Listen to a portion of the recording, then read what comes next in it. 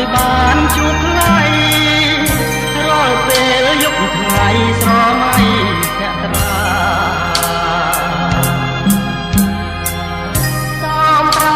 ណីខ្ញុំប្រកំប្រាសូមស្នេហាក្រែងចិនសាបាបាយបោទេសភាពត្រកាកណ្ដាលសួគ៌ធ្វើជាសាងសីរៀមស្មងនឹងស្រីអត់បីកែប្រែដូចជា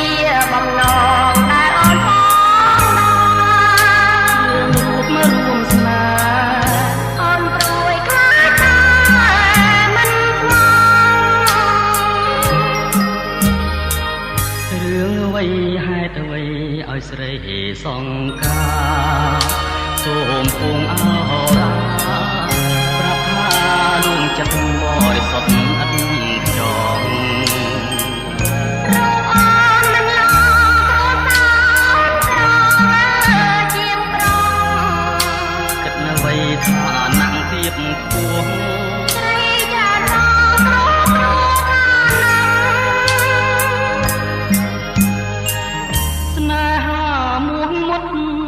បរិសុទ្ធនៃបងមិនបងក្រពី